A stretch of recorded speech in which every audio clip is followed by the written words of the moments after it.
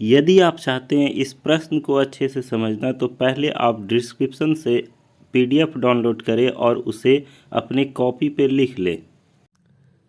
बाह्य बिंदु से वृत्त पर खींची गई स्पर्श रेखा की लंबाई बराबर होती है। सिद्ध करना है इसे। ये 2012, 13, 18 और 19 के एग्जाम में पूछे गए। तो चलिए हम लोग इसे प्रूव करते हैं। प्रूव करने के लिए देखिए, ये एक क्या है, सर्किल, और ये सर्किल का है केंद्र, और इसी के बाहर एक बिंदु है जिसको हम लोग क्या बोले, P। इस P से वृत्त पर PA और PB स्पर्श रेखा खींची गई है। हमें सिद्ध करना है कि ये दोनों इक्वल है। तो इसको सिद्ध करने के लिए सबसे पहले जो हमने बोला उसे मान लेते हैं। माना कि O केंद्र वाले वृत्त, ये वृत्त है जिसका केंद्र क्या है, O के बाहर बिंदु P से PA तथा PB दो स्पर्श रेखा खींची गई है। PA और PB दो स्पर्श रेखा खींची गई है। तो हमको इसमें क्या करना है, सिद्ध करना है।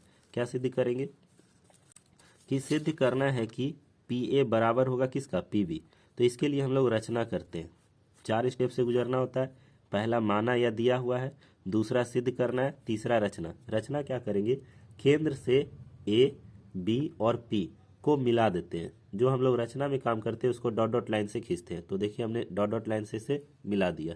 अब हम लोग क्या करेंगे, देखिए वही लिखे कि O को A, B तथा P से मिलाया। उसके बाद देखिए अब इसका हमको देना है प्रमाण, किस प्रकार से ये प्रूव होगा। तो चलते हैं त्रिभुज OAP तथा OBP से, OAP तथा OBP से, इस दोनों त्रिभुज से हम लोग चलते हैं।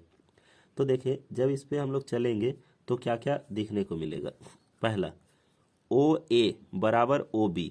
देखिए OA बराबर होगा किसका, OB का। क्यों होगा बराबर, क्योंकि ये केंद्र है और ये परिधि के कोई बिंदु, और परिधि के बिंदु को केंद्र से मिलाने वाली रेखा को हम लोग बोलते हैं त्रिज्या। ये दोनों वृत्त की त्रिज्या है और त्रिज्या बराबर होती है। तो हमने लिख लिया ये बराबर होगा। क्यों होगा, क्योंकि ये वृत्त की त्रिज्या है। अगला OAP, OAP यानी कि ये वाला कोण, फिर OBP यानी कि ये वाला कोण, ये भी आपस में बराबर होंगे। क्यों होंगे बराबर, क्योंकि ये 90 डिग्री है। 90 डिग्री क्यों होगा, स्पर्श रेखा और त्रिज्या, अगर स्पर्श रेखा को त्रिज्या से मिलाया जाए तो इसके बीच का जो कोण होगा वो 90 डिग्री होता है। यानी स्पर्श रेखा पर त्रिज्या हमेशा लंब होगी, और लंब कितना डिग्री का कोण बनाता है, 90। तो ये भी 90 और ये भी 90, दोनों कितना डिग्री का हो गया, 90। तो ये भी हो गया इक्वल। फिर चलते हैं तीसरी भुजा में। ये अगर इस त्रिभुज को देखें और इस त्रिभुज को देखें तो दोनों त्रिभुज का ये वाला जो भुजा है जिसको हम लोग क्या बोले, OP, ये दोनों में है। जो चीज़ दोनों में होता है उसको उभयनिष्ठ बोलते हैं, और दोनों त्रिभुज के लिए ये बराबर है। तो हम लोग बोलेंगे OP और OP दोनों क्या है, बराबर है। किस नियम से, क्योंकि ये उभयनिष्ठ भुजा है। अब तो आप देख रहे हैं कि OAP और OBP में एक भुजा यहाँ पर जिसको हम लोग क्या बोले, OA और OB, OA और OB त्रिज्या था, ये बराबर है। दूसरा एक कोण 90 डिग्री है, और तीसरा OP बराबर है OP का। अगर OP के बारे में देखा जाए तो ये एक कर्ण है। 90 डिग्री के सामने वाली भुजा को हम लोग कर्ण बोलते हैं। अगर किसी भी दो त्रिभुज का एक कोण 90 डिग्री, एक कर्ण आपस में बराबर, और कोई एक भुजा आपस में बराबर हो तो वो दोनों त्रिभुज सर्वांगसम होते हैं। वो कैसा त्रिभुज होंगे, सर्वांगसम। हम इसको सीधा SAS भी बोल सकते थे, किंतु सर्वांगसम ये समकोण त्रिभुज के लिए एक विशेष चीज लिखा जाता है जिसको हम लोग बोलते हैं RHS। RHS, R मतलब होता है राइट एंगल ट्रायंगल, H मतलब होता है हाइपोटेनस, और S मतलब होता है साइड। जब किसी दो त्रिभुज का एक कोण समकोण, कर्ण बराबर और भुजा बराबर हो तो उसको RHS समरूपता बोलते हैं हम लोग। तो चलते हैं RHS समरूपता से। देखिए अब क्या लिख लिए, त्रिभुज OAP जो यहाँ पे था और OBP वो आपस में क्या है, सर्वांगसम हो गए। किस समरूपता से, तो लिखेंगे RHS सर्वांग समता से, RHS सर्वांग समता से। ये दोनों आपस में क्या हो गए, बिल्कुल बराबर। और सर्वांगसम का मतलब है होता है दोनों त्रिभुज का सब कुछ बराबर। तो जैसे ये भुजा OP, ये AP बराबर है किसका, PV का। स्पर्श रेखा ये भी आपस में क्या हो जाएंगे, बराबर, क्योंकि ये भुजा आपस में बराबर है, त्रिज्या आपस में बराबर है, तो AP भी जो है वो PV के बराबर हो जाएंगे। सर्वांग समता का मतलब होता है हर एक चीज दूसरे के बिल्कुल बराबर होना। तो ये जो PA है वो PB के बराबर हो जाएंगे, यही हमको प्रूव करना था। अगला प्रमेय है दो समरूप त्रिभुज के क्षेत्रफल का अनुपात किन्हीं दो संगत भुजा के वर्गों के अनुपात के बराबर होते हैं। हमें क्या सिद्ध करना है कि दो समरूप त्रिभुज के क्षेत्रफल का अनुपात किन्हीं दो संगत भुजा के वर्गों के अनुपात के। हमें इसके लिए चलते हैं शुरू से। सबसे पहले क्या कर लेते हैं कि दो त्रिभुज था, तो दोनों त्रिभुज को मान लेते हैं। क्या मानेंगे, दोनों त्रिभुज का नाम माना त्रिभुज ABC तथा त्रिभुज DEF दो समरूप त्रिभुज है, दोनों समरूप मान लेते हैं। अब जब दो त्रिभुज समरूप होता है तो उसकी कुछ कंडीशन होती है, जो कंडीशन था वो हम लोग पहले लिख लेते हैं। समरूप त्रिभुज में निश्चित रूप से दोनों की संगत कोण बराबर होगी। तो पहले जब समरूप मान लिए तो त्रिभुज बना भी लेते हैं। तो देखिए ये एक ABC त्रिभुज है, दूसरा ये DEF त्रिभुज है, ठीक है। ये दोनों त्रिभुज के बारे में बोला जा रहा है कि ये दोनों त्रिभुज समरूप है, और समरूप त्रिभुज का ये कंडीशन होता है कि संगत कोण बराबर होंगे। तो एंगल A और एंगल D ये दोनों आपस में क्या होगा, इक्वल होगा, ये दोनों आपस में बराबर। दूसरा एंगल B और एंगल E ये भी आपस में बराबर। तीसरा एंगल C और F ये भी आपस में क्या होंगे, बराबर। तो ये संगत कोण आपस में बराबर हो गए। और समरूप में दूसरा कंडीशन होता है कि संगत भुजा का अनुपात भी बराबर होता है। जैसे ये AB है और ये DE है, तो हम लिखेंगे AB बटे DE बराबर। ये AC है और ये DF है, तो लिखेंगे AC बटे DF बराबर। ये BC है और ये EF है, तो लिखेंगे BC बटे EF। तीनों आपस में क्या होंगे, बराबर। इसको हम लोग इक्वेशन 1 मान के छोड़ देते हैं। चूंकि दो त्रिभुज समरूप था इसलिए हमने इतना लिखकर छोड़ दिया। सिद्ध क्या करने के लिए बोला जा रहा है, सिद्ध करने के लिए बोला जा रहा है कि त्रिभुज के क्षेत्रफल का अनुपात यानी ABC का क्षेत्रफल और DEF का क्षेत्रफल संगत भुजा के वर्गों के अनुपात के बराबर होता है। BC बटे EF का स्क्वायर, AB बटे DF का होल स्क्वायर, AC बटे DF का होल स्क्वायर, ये हमको होल स्क्वायर प्रूव करना है। तो इसको प्रूव करने के लिए हम लोग पहले रचना करते हैं। पहले माना, फिर सिद्ध करना है, फिर रचना। रचना में क्या करेंगे, A से BC पर लंब डालेंगे और D से EF पे लंब डालेंगे। A से AM BC पे लंब डाला तथा D से DN EF पे लंब डाला। अब हम लोग इसके लिए देंगे प्रमाण। प्रमाण में देखिए किस प्रकार से हम लोग बनाएंगे प्रमाण। तो सबसे पहले क्या करते हैं, लिख लेते हैं त्रिभुज ABC का क्षेत्रफल बटे DEF का क्षेत्रफल, क्योंकि इसी का अनुपात हमको लाना है। तो निकाल लिए। तो ABC का क्षेत्रफल, त्रिभुज का क्षेत्रफल होता है हाफ गुने आधार गुने ऊंचाई। तो ABC का क्षेत्रफल लिख रहे हैं, तो हाफ आधार, आधार क्या है, ये BC, और ऊंचाई क्या हो जाएगा, ये वाला भाग, जिसको हम लोग क्या बोलेंगे, AM। फिर चलते हैं DEF का क्षेत्रफल में, हाफ गुना आधार EF बटे ऊंचाई DN, इसको भी यहाँ लिख लिए। हाफ हाफ कट जाएगा तो ये क्या होगा, BC गुना AM बटे EF गुना DN, इसको इक्वेशन 2 मानते हैं। फिर चलते हैं आगे। अब देखिए क्या करेंगे, त्रिभुज पहले हम लोग चले थे इस पूरे भाग में और इस पूरे भाग में, अब हम लोग इसके आधे भाग में चलेंगे, ABM तथा DEN से। तो यहाँ चलेंगे ABM तथा DEN से, फिर से चलेंगे। तो देखिए अगर यहाँ दिख रहा है तो ये जो B कोण है वो E के बराबर होगा। हम लोग चल रहे हैं किस कोण से, ये वाला कोण से। ये त्रिभुज लिए, केवल इसका आधा भाग और इसका आधा भाग। तो इस त्रिभुज में आप देखिएगा तो ये B और E आपस में बराबर होगा। क्यों, पहले ही हम लोग इसको बराबर कर लिए, ये दिया हुआ था। दूसरा यहाँ पे चलेंगे AMB बराबर होगा DNE से। क्यों, क्योंकि ये जो है ये AM इस BC पे लंब है, तो यहाँ कितना डिग्री का कोण बनाएगा, 90 डिग्री का। फिर ये DN ये EF पे लंब है, तो ये भी कितना डिग्री कोण बनाएगा, 90। ये भी आपस में क्या होंगे, बराबर। तो हमने इसको यहाँ पे लिख लिया। जब अब ये दोनों त्रिभुज में भी दो कोण बराबर हो गया, एक ये कोण और एक ये कोण, और जब दो कोण बराबर होता है तो वो त्रिभुज हो जाता है समरूप। तो अतः दोनों त्रिभुज क्या बन गए? समरूप। इस समरूप त्रिभुज को हम लोग पहले यहाँ लिख लिए कि ये दोनों त्रिभुज कैसा हो गया? समरूप। अब जब समरूप हो गया तो कैसा समरूपता से? कोण कोण कोण समरूपता से। दो कोण बराबर हुआ तो तीसरा कोण भी आपस में बराबर हो ही जाएंगे। तो अब ये त्रिभुज समरूप हो गया, और समरूप त्रिभुज का एक कंडीशन है कि संगत भुजा का अनुपात बराबर होता है। तो लिख ले इसको बराबर AM/DN बराबर AB/DE। आप इसको पहले उतार ले, फिर एक एक करके समझे तो ज़्यादा बेहतर होगा। तो हमने इसको इस प्रकार से लिख लिया। अब समीकरण 1 से, समीकरण 1 में देखिए क्या लिखा हुआ है। यहाँ पर क्या लिखा हुआ था? AB/DE, AC/DF और BC/EF। इसी को हम लोग, तो आपने देखा कि AM/DN बराबर AB/DE है, और समीकरण 1 में इस AB/DE का मान बराबर है किसका? BC/EF का। तो हम जहाँ पर AB/DE था उसके स्थान पर समीकरण 1 से क्या लिख देंगे? BC/EF। इसके स्थान पे ये लिख दिए, ठीक है। तो अब ऐसा करने से AM/DN बराबर हो गया किसके? BC/EF का।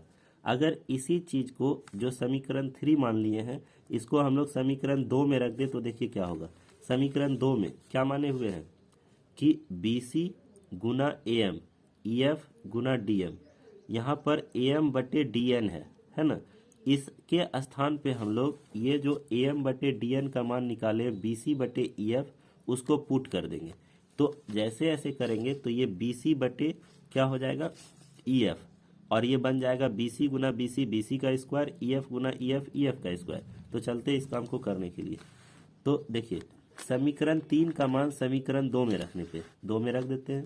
तो 2 में रखेंगे तो त्रिभुज ABC का क्षेत्रफल बटे त्रिभुज DEF का क्षेत्रफल, ये हो जाएगा BC और EF पहले से था, और ये AM और DN, AM/DN का मान हमने यहाँ पे पुट किया। क्या पुट किया है? BC/EF। तो BC गुना BC, BC का स्क्वायर, EF गुना EF, EF का स्क्वायर। अब यहाँ देखें कि BC/EF का, BC का स्क्वायर बटे EF का स्क्वायर हो गया। तो BC और EF किसके किसके बराबर है? तो देखिए एक में लिखा हुआ है BC/EF AC/DF के बराबर है, AB/DE के बराबर है। तो यानी जो काम हमने इसके लिए किया है वही सब के लिए हो जाएगा। BC का स्क्वायर बटे EF का जो स्क्वायर है उसके बराबर में समीकरण 1 से चले तो BC/EF के बराबर है AB। BC/EF के बराबर क्या है? AB, AB/DE। तो इसका भी स्क्वायर हो जाएगा। फिर BC/EF के बराबर है AC/DF, तो ये इसका भी स्क्वायर हो जाएगा।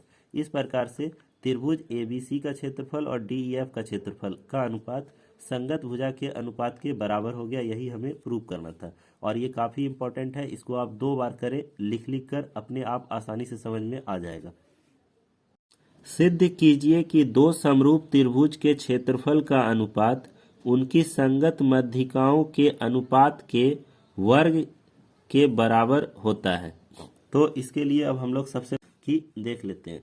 माना दो त्रिभुज है तो दोनों त्रिभुज को मानना होगा। तो माना त्रिभुज ABC तथा त्रिभुज DEF समरूप त्रिभुज है, तथा AM एवं DN क्रमशः त्रिभुज ABC तथा DEF की माध्यिका है।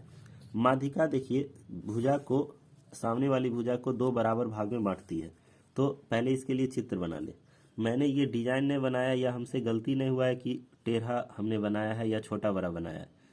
त्रिभुज, समरूप त्रिभुज छोटा बड़ा किसी भी प्रकार का हो सकता है, बस उसका आकार सेम होना चाहिए, ठीक है। तो इसके लिए सबसे पहले जो माने, एक ABC माने जो ये वाला भाग है, एक DEF माने जो ये वाला भाग है।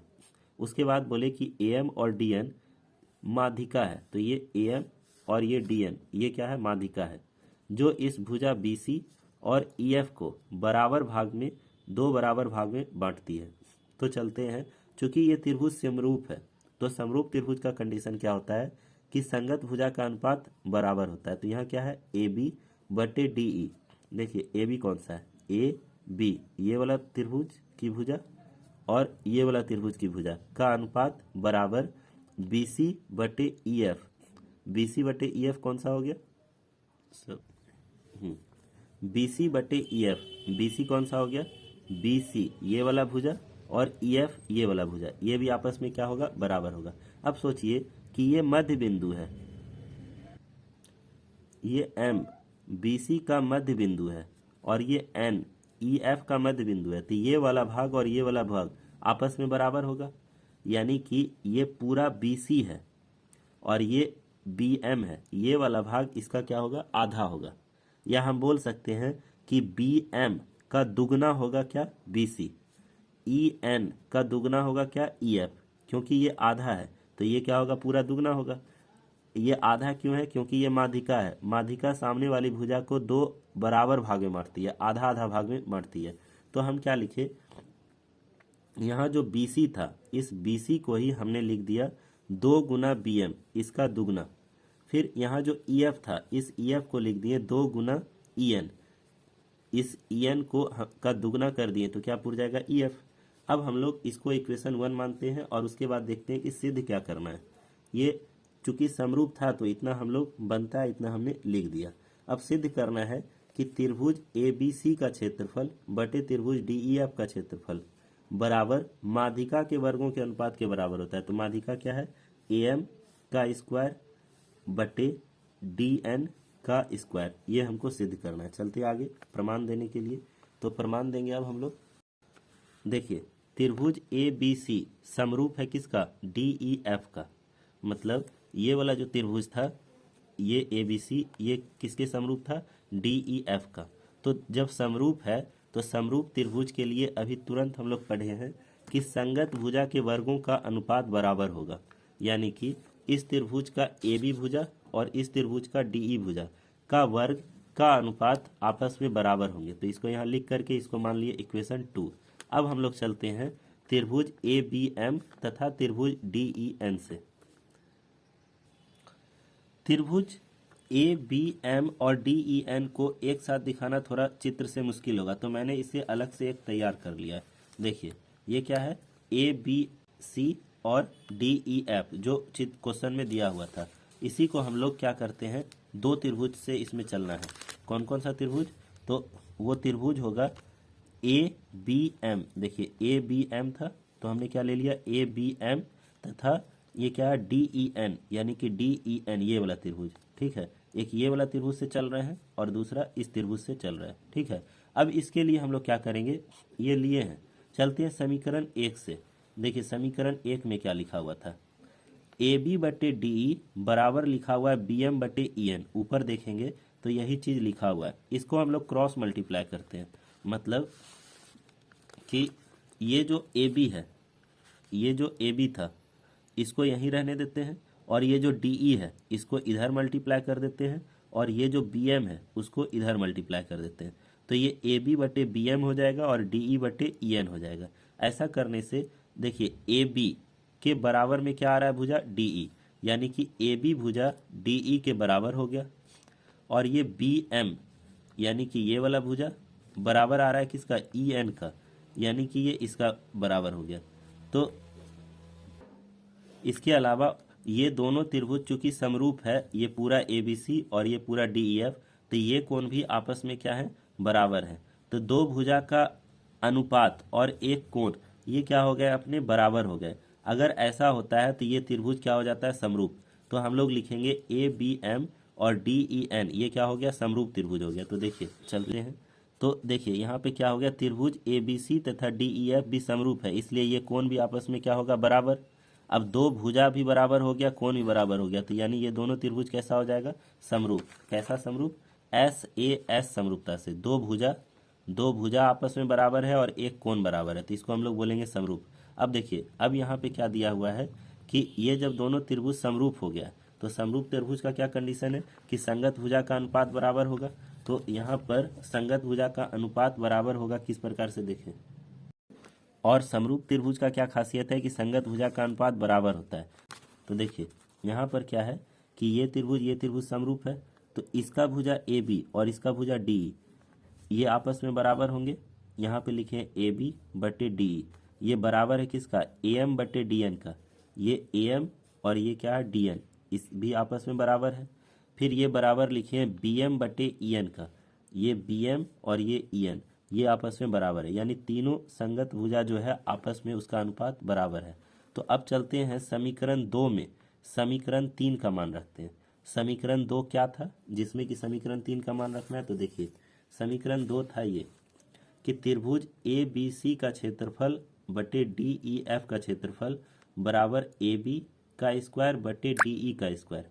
अब यहाँ हम लोग देख रहे हैं कि ए बी और डी ई इसका मान ए एम बटे डी एन भी है और बी एम बटे ई एन भी है। हमको ज़रूरत है माध्यिका के अनुपात का, तो हम लोग इसका मान ए एम बटे डी एन आगे पुट करेंगे। तो जब इसमें पुट करेंगे तो क्या हो जाएगा?